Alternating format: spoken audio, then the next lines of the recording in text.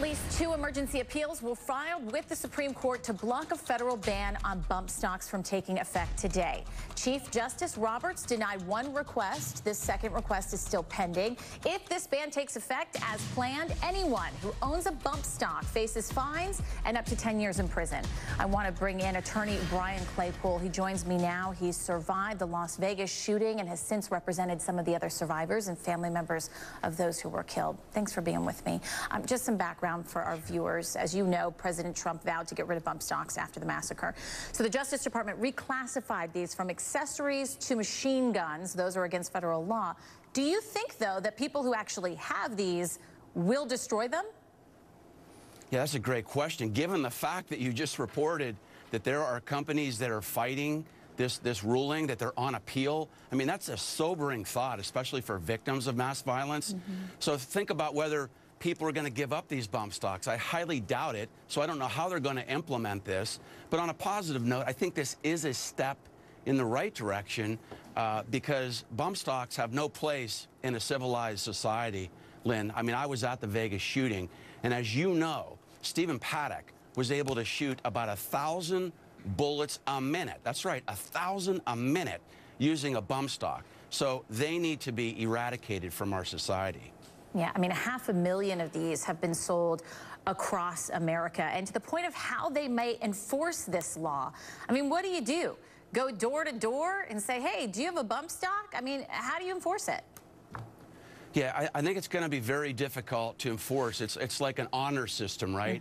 It's like telling somebody, tell the teacher when you've been bullying somebody. I mean, who's going to do that? What student's going to do that? And the problem we have, Lynn, is we live in a society where people are so anchored to their Second Amendment rights. I mean, they're appealing the bump stock. I mean, by the way, we're 17 months out from the Vegas shooting, and we're just getting a bump stock ban, whereas in New Zealand, 1 week after a mass shooting, they banned assault weapons. So I think you're fighting a culture in our society, and while on the surface, you know, the bump stock ban is good, it kind of feels like a consolation prize to a lot of us because of what you're saying. You know, just on that personal level, encouraged yet discouraged a little bit, Brian? Is that what I'm getting? Yeah, absolutely. So I have conflicting feelings. I represent a lot of victims in the Vegas shooting. A lot of us feel the same way. On one hand, we feel like, oh, great, President Trump did something, got the federal bump stock ban. But let's face it, I mean, a lot of these mass shootings, they don't involve bump stocks. They involve assault weapons. And we've got nobody right now, Lynn, there's nobody in Congress who is stepping up to be heroic, to help stop people from killing themselves and committing suicide after the Parkland shooting. I've talked to some of our clients who've contemplated suicide. I'm still grappling with PTSD, and we still have nobody in Congress who's trying to ban assault weapons. That's what we need to have take place in our country. So we are still a long, far way from that, and that is really debilitating. Well, Brian, thank you for sharing your thoughts on this and just coming out about the PTSD that you're experiencing. As we've seen in Parkland, it can be so devastating. Our thoughts are with you. Thanks for spending some time with us. If you do have one of these bump stocks, you have 2 options. You can either drop it off at the ATF field office or destroy it. And as Brian points out, this is the honor system here. There is an online guide at atf.gov. It shows you how to do that. Or you can pay attention to my next guest, Ryan Morris. He joins me now. He is a bomb technician, and he's the founder and CEO of Tripwire Operations Group. Sir, thanks for being with us. Okay, first and foremost, I heard a little details on how you can crush, melt, shred, or cut bump stocks apart. I have no idea what that looks like, and it's a little wonky when you go online and try and see how the ATF tells you how to do it.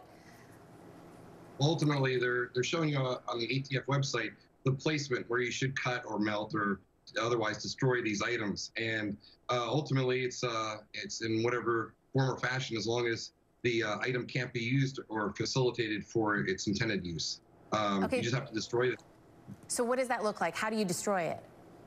So basically, if you look at on the rendering of all the pictures, there's 3 separate areas to which you always cut on all these bump stocks to make it inoperable.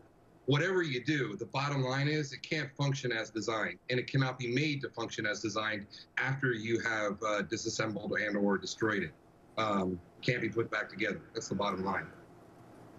And what about other destruction methods that may not comply with the law? What are some of those?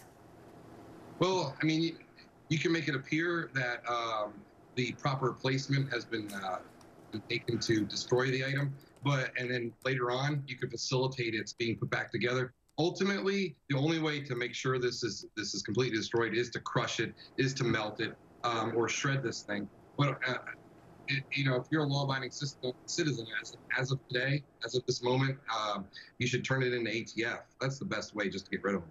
Can you show us how exactly you cut it apart? We don't have possession of one, so I can't. Not on set, but like, can you sort of give us the visuals based on the photos that we have? Sure. I mean, if you look at any of the diagrams online, if you cut where the interface block is, or cut where the stock itself is, where it meets the trigger guard, that's one of the ways in which you can destroy it. Bottom line is, there's a slide rail that this thing goes back and forth on. If you disable that slide rail, it won't function anymore. You know, Ryan, thank you for giving us a little bit of the background on this. And as you point out, the best way to take care of this, just take it to an ATF office. And as Brian points out, it's a bit of the honor system, so it's a complex issue. Ryan, thank you so much. We appreciate it. Thank you.